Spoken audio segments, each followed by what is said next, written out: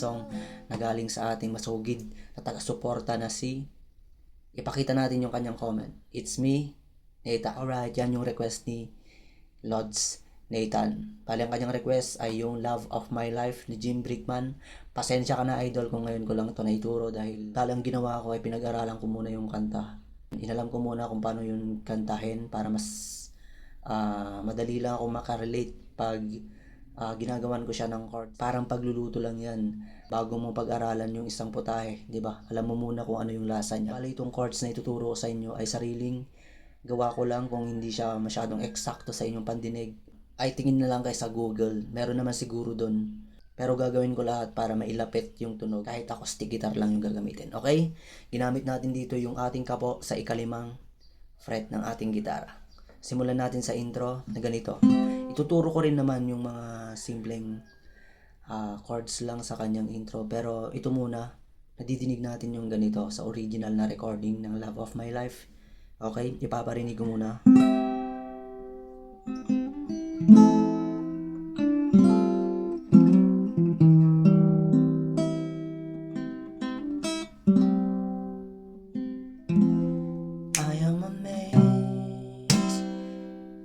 Bali ang mga chords na ginamit doon, kung simple lang ay G, then ito C o kaya C major 7. Mas maganda pag C major 7. Ang C major 7, C formation yan, alisin nyo lang yung hinto to. Ganyan yung C major 7. Then D, tapos babalik ka lang sa G, then D, then C. Parang ganito lang yan, kung simpleng strumming lang.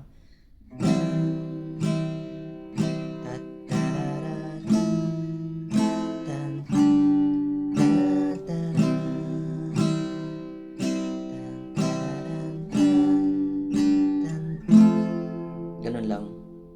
Okay, dito sa G ay 4 na down, di ba? C major 7.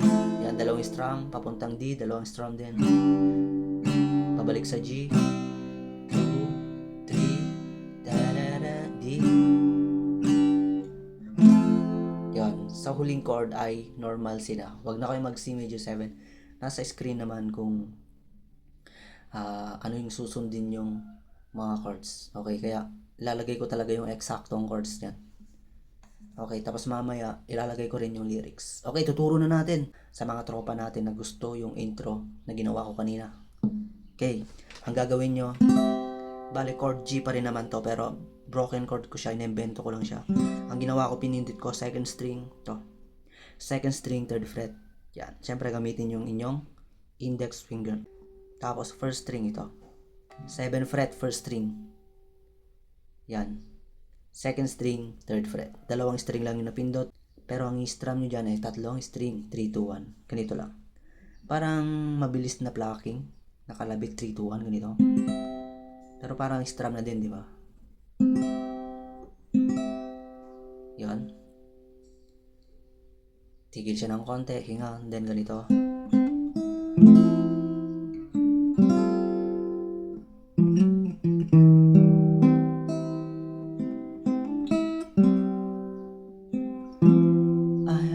Okay, babalik tayo doon. Okay, next, kalabitin natin third string. Open, syempre open. Then hammer natin sa second fret, third string pa rin. Open third string, hammer. Then isunod natin kalabitin yung second string open.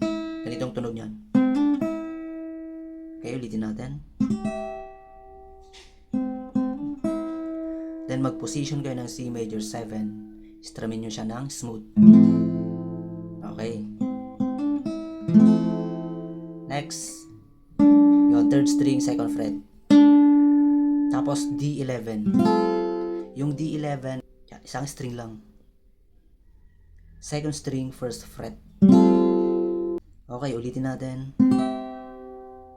Yan, di ba? Tapos third string open.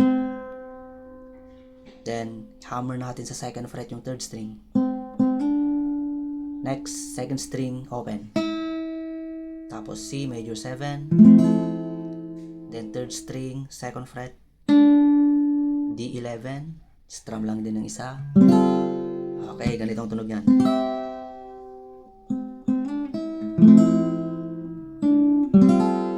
Alright, then ang next doon ganito.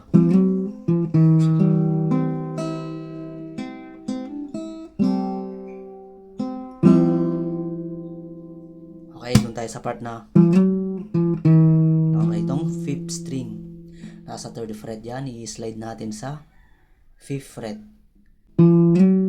Babalik natin patungong 2nd fret. Ganito. Nasa inyo yan guys, kung pwede nyo i-hammer, pwede rin. Hammer nyo na lang sa 5th fret. Pero mas maganda yung tunog pag i-slide natin 3 to 5th, babalik sa 3rd, then 2nd.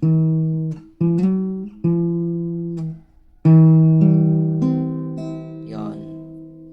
Pag nasa 2nd fret na yung 5th string ay syempre kalabitin natin, di ba? 5 4 3 2. Yon. Isunod yung kalabitin yung 4 3 2. 5 4 3 2. Puro open yung 4 3 2 diyan. Okay? 5 4 3 2. Then gawin natin ulit yung pag-hammer sa 3rd string. Open muna 3rd string. Tapos hammer natin. Tapos sunod yung 2nd string. Kagaya kanina yung ginawa natin pagkatapos ng G.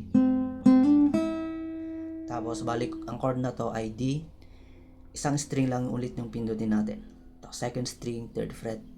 Pero ang strum natin ay yung 4th string to 2nd string, 4 3 2. Yan lang yung strumin natin. Strumin natin siya ng smooth. Pero kung madamay yung 1st string, okay lang naman. Bali, ang chord na yan ay D. Kaya D yung bass natin, 4th string. Tapos 3rd string open. Then ito, last chord ay C, di ba? Isang string lang yung pindutin nyo. Yan, bass ng C, 5th string, 3rd fret. Tapos yung strumin nyo lang dyan ay yung 5 4. Yon, 5 4 3 lang. Ganun lang. Hinaan nyo lang. Pero okay lang naman kahit madama yung 2nd at 1st string. Pero mas maganda pag wag nyong idama yon. Ulitin natin dun sa part na nag-slide siya.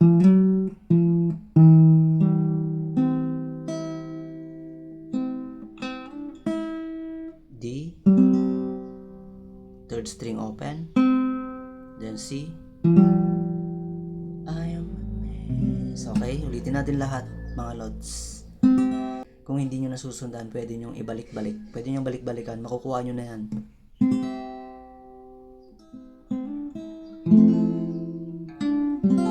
Okay, slide.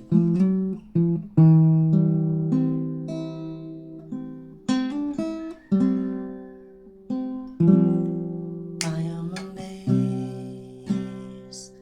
Alright, pupunta tayo ng kanyang verse. Okay, sa mga di pa pala naka-like guys, pa-like naman. At kung di pa kayo naka-subscribe, mag-subscribe na kayo. At pindutin nyo yung all dyan. Para pag may bago akong upload ay malalaman nyo agad. Okay, yung chords ng kanyang verse. Ang gagawin natin mga lods ha, i-strumin na lang natin siya dito ng down. Maganda naman pakinggan pag ini-strum siya natin. Pag ini-strum natin ng down, napakaganda pakinggan yan. Konti lang naman yung mga chords sa kanyang verse. G, C, look at you. D, I see you smiling back at me. It's like C, G. Bali yung apat na chords na yan, yung G, I think for 4 counts yan. Apat na strum na down yung gagawin. Maliban dun sa dalawa, dun sa last 2 na chord ay tigda dalawang strum na dun. 2 counts. Dun sa C at G, yung huling dalawang chords. Okay, ulitin natin. I am a mess when I look at you. I see you smiling back at me. It's like yung tatlong nauna pala, guys, sorry. Sabi ko kanina 4. Diyan, 5 chords lang pala, no? Yung tatlong naunang chords ay 4 counts, then yung dalawang natitira ay 2 counts. Ganun na lang, okay? Pinagulo ko pa. I am a mess when I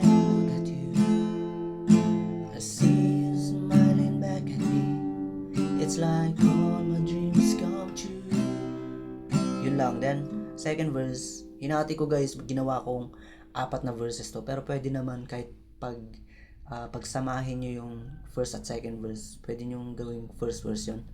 Pero ang ginawa ko ay hinati-hati ko yan. Para ganun din naman yung mga chords niyan eh. Para mailagay ko ng maayos yung lyrics, para magkasya. Okay, then, I am afraid. Verse 2 na to.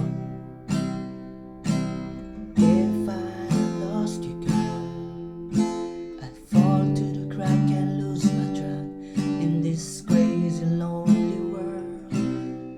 Ayan. Bawat chords nakatutok sa word ng lyrics. Okay, refrain 1 tayo. Ang chords ng refrain 1 ay ganito.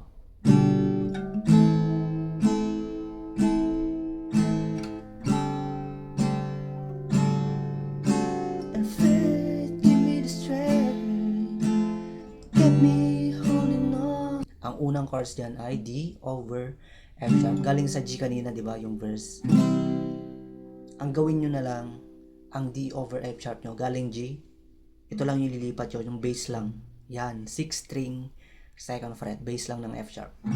Pwede naman nating tawaging D over F sharp to. Pero pwede rin G over F sharp. Pero pwede rin naman kayo mag D over F sharp na ganito.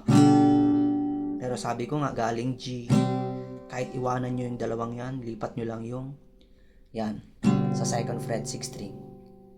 Okay, sometimes, ganito. Tugtugin natin yung last part ng second verse. Ito na, sometimes. Yun, dun sa chord na sometimes. D over F sharp na dun. Sometimes. Then, E minor. So hard to believe when. Then, nakikita nyo Asus. O kaya Asus 4 yan. Pag sinabi kong Asus guys, Asus 4 yan. Ang ginawa ko isang string lang yung pinindot ko. Yan, 2nd string, 3rd fret. Yan yung Asus ko. Pero, simulan yung strumming sa 5th string guys ha, bass ng A. Tapos pupunta ka ng A. Lilipat mo lang dito, 2nd fret. Isang string lang din, ganyan yung A. Tapos C. Tapos D to get me holding on. Ulitin natin, sometimes. Yan. D over F sharp, sometimes. E minor. Asus. Can be so A. C. Give me the strength to get me holding on. Okay, isa pa. Bago tayo papasok sa chorus. Sometimes. Okay, bago tayo pumasok sa chorus, tirahin pa natin ng isa. Sometimes so hard to believe when night can be so long, and faith give me the strength and get me holding on. Okay, yung chords ng chorus niya, mga lods, ay yan, ito. Medyo maraming lyrics pero madali lang naman sundan ito. Basta akong magturo guys, masusundan nyo talaga yan dahil hihimay-himay natin. Ganito yung chorus. Okay, galing sa D, diba? Sa refrain. Okay, ito yung chorus. D. Okay, C, D. Big to 2 counts dito guys ha. C at D, 2 counts yan. You are the love of my life. Yan. Tigil tayo dahil ipapaliwanag natin yung close and open parenthesis. Yan, tig-isang strum lang. Matagal ko nang tinuturo. Pag nakakulong na chords ay mabilis na paglipat. Tig-isang strum lang. And I'm so glad you found you. Ganon. Okay, ulitin natin. You are the love of my life, and I'm so glad you found you. Then uulitin nyo yung C of my life. Ganun ulit. Baby, put your arms around me, I guess. Tapos C. This is how it D. E minor. We finally found Asus. Something real. A. Yun. Tapos, my angel in the night, you are my love. Ang chords doon ay G. My angel in the night. Then, D over F sharp. My angel in the night. You are my D11. The love of tigda dalawang strum pababa yung huling apat na chords na yon, yung G, D over F sharp, D11 at D. My angel tonight, you are my love, the love of my... Patungo na yun ang interlude mga lods. Okay, ulitin natin yung buong chorus niya. Bagalan lang natin. You are the love of my life, and I'm so glad I found you. Are the love of my life. Baby, put your arms around me. I guess this is how I feel when you finally found Jesus. A G, my angel, and tonight you are my love, love of my... Ang interlude niya ay G, love, 3, tapos gawin niyo yung hammer. Yon, open muna yung third string. Kagaya nung ginawa natin sa intro kanina, dun sa simula. Yan, C major 7. Then D11. Yan lang yung interlude niya mga lods. Love of my life. Pero kung trip niyo yung gawin nyo dito kanina, love of my life. Yun, pwede nyo naman gawin yun. Pero para mas madali na ay pumunta na lang kayo sa chord ng G na ganito, yung normal. Then third verse, same chords. Ayan na agad yung lyrics. Now you are midnight closing in. You take my hands as the shadows dance with moonlight on your skin. I look in your... Bali, fourth verse na to. Look in your eyes, lost inside your kiss. Think if I never met you, about all the things I miss. And refrain 2. Same chords pa rin, pero meron lang na iba ng konti yung lyrics. Sometimes so hard to believe when the love can be so strong, and faith can be strength to get me home. And chorus, you are the love of my life, and I'm so glad I found you. Are the love of my life. Baby, put your arms around me.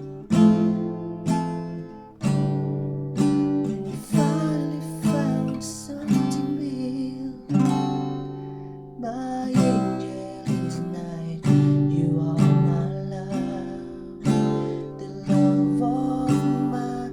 Babagsak ka sa G dito mga lods. Hindi ko lang nalagay dyan, pero G, ito yung buwelo niya patungong instrumental. 3, 4, then ito B flat. Then ito B flat yung kanyang instrumental.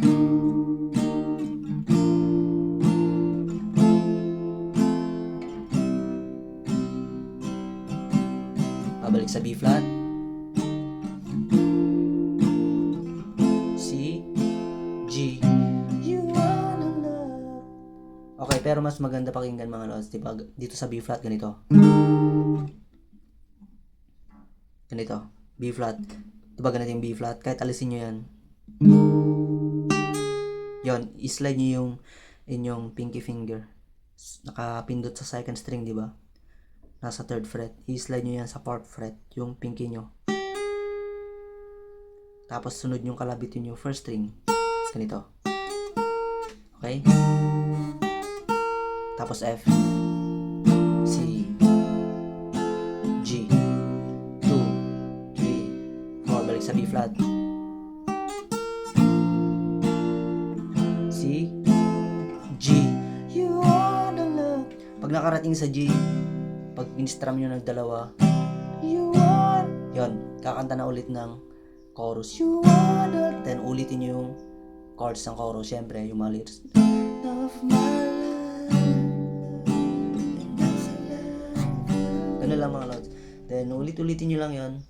Tapos, sa part na, my angel in the night, you are my love, the love of my life.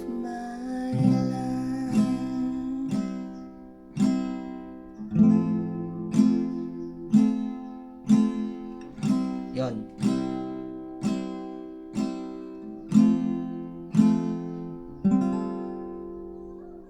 Yon, G, C, G, C, then D11. Tapos babagsak sa G. Okay, ganun lang yung love of my life.